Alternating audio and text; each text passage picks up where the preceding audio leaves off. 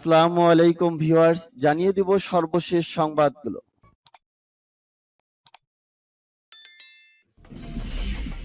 সংবাদের শুরুতেই জানিয়ে দিব সংবাদ শিরোনাম।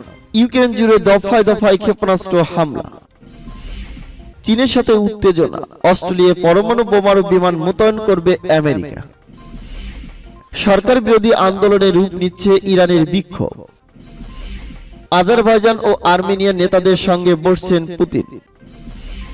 এবং জানিয়ে দিব সর্বশেষ শিরোনাম, ইসরায়েলের অস্ত্র পেতে মরিয়া ইউক্রেন। এতক্ষণ শুনছিলেন সংবাদ শিরোনাম, এখন শুনবেন সংবাদের বিস্তারিত। তো বন্ধুদের কাছে রিকোয়েস্ট রইল, এই ভিডিওতে একটা লাইক দিবেন, আর ভালো লাগলে অবশ্যই বন্ধুদের মাঝে শেয়ার করে দিবেন। ইউক্রেন জুড়ে দফায় দফায় ক্ষেপণাস্ত্র হামলা। সোমবার সকালে রাজধানী কিয়েভ সহ ইউক্রেনের বিভিন্ন জায়গায় ক্ষেপণাস্ত্র হামলা চালিয়েছে রাশিয়া। সকাল থেকেই কিয়েভে বিমান হামলার সাইরেন বেজে উঠছে বলে জানান সেখানে থাকা সিএনএন এর প্রতিবেদক। ইউক্রেনের কর্মকর্তারা তাৎক্ষণিক বিবৃতিতে জানিয়েছে, ব্যাপকভাবে ক্ষেপণাস্ত্র হামলা চালিয়েছে মস্কো, ফলে বিদ্যুৎ ও পানি সরবরাহ বিঘ্নিত ঘটে। বিবিসিকে এক স্থানীয় বাসিন্দা জানান, দুটি বিস্ফোরণের শব্দ পাওয়া গেছে, এরপরই তার জেলা বিদ্যুৎহীন হয়ে পড়ে। অন্যদিকে ইউক্রেনের উত্তর পূর্বাঞ্চলীয় খার্কিভের বেশ কিছু গুরুত্বপূর্ণ স্থাপনায় হামলা হয়েছে বলে জানায় স্থানীয় কর্তৃপক্ষ। হামলায় এখন পর্যন্ত কোনো হতাহতের খবর পাওয়া যায়। স্থানীয় কর্তৃপক্ষ জানিয়েছে, উত্তর পূর্বাঞ্চলীয় শহর খার্কিভে গুরুত্বপূর্ণ অবকাঠামোগত সুবিধা ক্ষতিগ্রস্ত হয়েছে। সম্প্রতি রুশ অধিকৃত ইউক্রেনের ক্রিমিয়া উপকূলে ব্ল্যাক সি ফ্লোটে ড্রোন হামলার জন্য কিয়েভকে দায়ী করছে ক্রেমলিন। এর মধ্যে ইউক্রেনীয় ভূখণ্ডে নতুন করে একাধিক ক্ষেপণাস্ত্র হামলার ঘটনা ঘটল। দক্ষিণ পূর্ব জাপোরোজিয়া এবং পশ্চিম ইউক্রেনের ললিভিও ক্ষেপণাস্ত্র হামলার খবর পাওয়া গেছে। এই ঘটনায় ইউক্রেনীয় বিমান বাহিনীর মুখপাত্র ইউরি ইহানত ইউক্রেনকে বলেন, হামলা পরিচালনার জন্য কৌশলগত বিমান ব্যবহার করছে মস্কো। চীনের সাথে উত্তেজনা, অস্ট্রেলিয়ায় পরমাণু বোমারু বিমান মোতায়েন করবে আমেরিকা। মার্কিন সামরিক বাহিনী নতুন পরিকল্পনার আওতায় অস্ট্রেলিয়ায় B-52 বোমারু বিমান মোতায়েন করবে। এই বিমান পরমাণু বোমা বহনে সক্ষম। এছাড়া অস্ট্রেলিয়ার উত্তর অংশকে মার্কিন সামরিক বাহিনীর জন্য গুরুত্বপূর্ণ বিমান কেন্দ্রে বানানোর পরিকল্পনা নিয়েছে ওয়াশিংটন। চীনের সঙ্গে যখন আমেরিকার মারাত্মক রকমের রাজনৈতিক ও সামরিক উত্তেজনা চলছে, তখন ওয়াশিংটন এই উদ্যোগ নিচ্ছে। মার্কিন গণমাধ্যম এবিসি নিউজ ও বার্তা সংস্থা রয়টার্স এ খবর দিয়েছে। পেন্টাগন সেখানে এক স্কোয়াড্রন বিমান অপারেশনের মতো জায়গা চায়, যার মধ্যে বিমানের একটি রক্ষণাবেক্ষণ কেন্দ্র এবং পর্যাপ্ত পার্কিং এরিয়া থাকবে, যাতে 6টি B-52 বিমান রাখা যায়।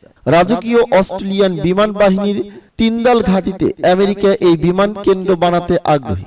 মার্কিন বিমানের জন্য এই ঘাঁটি প্রতিষ্ঠা করতে $10 কোটি বেশি খরচ হবে এবং 2026 সাল নাগাদ এর কাজ শেষ হবে। কৌশলগত এই স্থাপনায় মার্কিন সেনাদের জন্য 15 দিনের প্রশিক্ষণ মহড়ার ব্যবস্থা রাখা হবে। এবিসি নিউজ এবং রয়টার্সের খবরে বলা হয়েছে, আমেরিকা ও অস্ট্রেলিয়ার মধ্যে বর্ধিত মাত্রার সামরিক সহযোগিতার আওতায় এই বিমান কেন্দ্র প্রতিষ্ঠা করা হবে।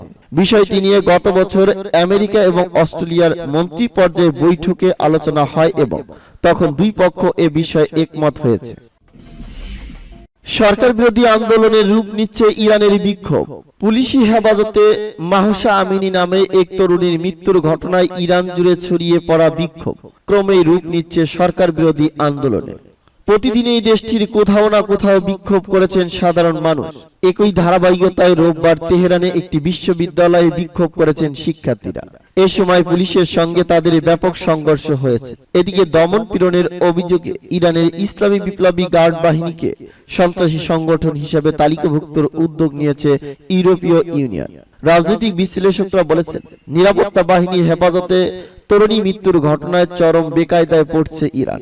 বিদেশি চাপের পাশাপাশি চলমান আন্দোলন ক্রমেই রূপ নিচ্ছে সরকার বিরোধী আন্দোলনে। প্রতিদিনই রাস্তায় নেমে সরকারের বিভিন্ন নীতির বিরুদ্ধে প্রতিবাদ জানাচ্ছে নানা শ্রেণী পেশার মানুষ। রোববার তেহরানের একটি বিশ্ববিদ্যালয়ে বিক্ষোভ করেছেন শিক্ষার্থীরা।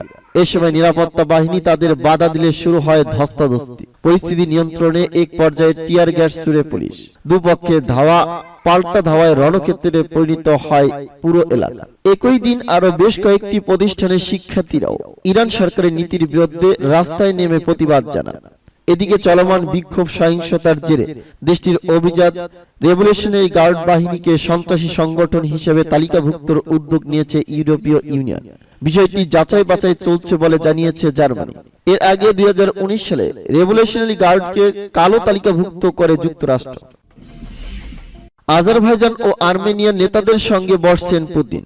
রাশিয়ার অবকাশ নগরী সোচিতে আজারবাইজান ও আর্মেনিয়ার নেতাদের সঙ্গে বৈঠকে বসছেন রুশ প্রেসিডেন্ট ভ্লাদিমির পুতিন। কারাবাখ অঞ্চলের বিরোধপূর্ণ সীমান্ত নিয়ে সোমবার এই বৈঠকের কথা রয়েছে। এক প্রতিবেদনে এ খবর জানিয়েছেন সংবাদ মাধ্যম পলিটিকো। আজারবাইজানের রাষ্ট্রপতি এলহাম আলিয়েভ এবং আর্মেনিয়ার প্রধানমন্ত্রী নিকোল পাশিয়ান বৈঠকে নিজ নিজ দেশের প্রতিনিধিত্ব করার কথা রয়েছে। পুতিন দুই নেতার সঙ্গে আলাদাভাবে কথা বলবেন বলে জানা গেছে। ইউক্রেনে রুশ আগ্রাসন শুরুর 8 মাসের মাথায় দুই প্রতিবেশী দেশের সঙ্গে এই বৈঠকে বসছেন পুতিন। সোচি শহরের একটি রিসোর্সে 3 নেতার বৈঠকের কথা রয়েছে। রুশ প্রেসিডেন্টের দপ্তর ক্রেমলিন জানিয়েছে, গত বছর রাশিয়ার মধ্যস্থতায় গৃহীত চুক্তির বাস্তবায়ন এবং এই অঞ্চলে স্থিতিশীলতা নিরাপত্তা জোরদারের জন্য আরো পদক্ষেপ নিয়ে আলোচনার জন্য মস্কোর তরফে জোর দেওয়া হবে। এর আগে গত মাসে পুতিন বলেছিলেন, আজারবাইজান ও আর্মেনিয়ার মধ্যে সাম্প্রতিক সীমান্ত সংঘাতে মধ্যস্থতা করার মতো সামর্থ্য তার দেশের রয়েছে। রাশিয়ার সামরিক মিত্র আর্মেনিয়া। অন্যদিকে আজারবাইজানের সঙ্গে মস্কোর বন্ধুত্বপূর্ণ সম্পর্ক রয়েছে। সবশেষ 2020 সালে নাগরোনো কারাবাখ নিয়ে 6 সপ্তাহের রক্তক্ষয়ী যুদ্ধে জড়ায় দুই প্রতিবেশী দেশ। সেই সময় আজারবাইজানের পক্ষ নিয়েছিল তুরস্ক। এতে আর্মেনিয়া বিপুল ক্ষয়ক্ষতি ও প্রাণহানি হয়। 6 ডে ওয়ার নামে পরিচিত এই সংঘাতে 6,700 মানুষের প্রাণহানি ঘটে। 1980 এর দশকে সোভিয়েত ইউনিয়নের অন্তর্ভুক্ত থাকার সময় নাগরোনো কারাবাখ নিয়ে প্রথম দুই দেশের মধ্যে সংঘর্ষের সূত্রপাত হয়। ওই সময় আন্তর্জাতিকভাবে আজারবাইজানের ভূখণ্ড বলে স্বীকৃত অঞ্চলটি দখল করে আর্মেনিয়ার সেনাবাহিনী। অঞ্চলটি বিপুল সংখ্যক আর্মেনীয় বংশোদ্ভূত মানুষের বসবাস। 2020 সালের যুদ্ধে তুরস্কের সহায়তা নিয়ে আর্মেনিয়ার কাছ থেকে ফের অঞ্চলটি নিয়ন্ত্রণ নিতে সমর্থ হয় আজারবাইজান। রাশিয়ার মধ্যস্থতায় ওই সময় সংঘর্ষের অবসান ঘটে। এরপর থেকে দীর্ঘমেয়াদী শান্তি প্রতিষ্ঠা চুক্তির জন্য দুই দেশের নেতারা একাধিকবার মিলিত হয়েছে। ইসরায়েলের অস্ত্র পেতে মরিয়া ইউক্রেন। ইউক্রেনকে সামরিক সহায়তা দিতে ইসরায়েলকে রাজি করানো উচিত মার্কিন যুক্তরাষ্ট্রে, এমন মন্তব্য করেছেন ইসরায়েলের ইউক্রেনের রাষ্ট্রদূত কর্নিচুক। রোববার দ্য হিল সংবাদ মাধ্যমের সঙ্গে সাক্ষাৎকারে কর্নিচুক বলেছেন, ইসরায়েল একমাত্র যুক্তরাষ্ট্রের কথাই শুনে। যুক্তরাষ্ট্রের উচিত তাদের ঘনিষ্ঠ মিত্ররা যাতে রাশিয়ার উপর যে নিষেধাজ্ঞা দেওয়া হয়েছে তা মেনে চলা নিশ্চিত করা। তিনি আরো জানান, এই কারণেই আমরা কিভাবে ইসরায়েলের সমর্থন পেতে পারি তা নিয়ে আলোচনা করছি। সামরিক প্রযুক্তিগত দিক দিয়ে ইসরায়েল যেভাবে এগিয়ে, তাদের সহযোগিতা আমাদের পক্ষে সহায়ক হবে। কর্নিচুক আরো জানান, অবস্থার পরিপ্রেক্ষিতে এতটুকু বলা যায়, ইসরায়েলের সঙ্গে আমাদের সম্পর্কে কিছুটা ইতিবাচক উন্নয়ন হয়েছে। এতে ইউক্রেনকে ক্ষেপণাস্ত্র প্রতিরক্ষা ব্যবস্থা দেওয়ার প্রস্তুতি দিয়েছে ইসরায়েল। তবে কর্নিচুক আরো জানান, ইউক্রেন ইসরায়েলের কাছ থেকে আরো কিছু আশা করে।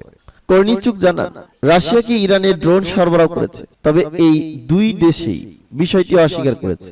এখন এই বিষয়ে সামনে চলে আসায় তারা আশা করেন ইসরায়েল ইউক্রেনকে অস্ত্র সরবরাহের বিষয়ে তাদের অবস্থান পরিবর্তন করবে। এদিকে কর্নিচুকের সাক্ষাৎকারে এক সপ্তাহ আগে ইসরায়েলের প্রতিরক্ষা মন্ত্রী বেনি গান্তজ ইউক্রেনের প্রতিরক্ষা মন্ত্রী অ্যালেক্সাই রেজনিকভকে জানিয়েছেন, কিছু সীমাবদ্ধতার কারণে ইসরায়েল ইউক্রেনকে অস্ত্র সরবরাহ করবে না, তবে ইসরায়েল কিয়েভকে মানবিক সহায়তা এবং জীবন রক্ষাকারী প্রতিরক্ষা সরঞ্জামের সহায়তায় চালিয়ে যেতে প্রস্তুত।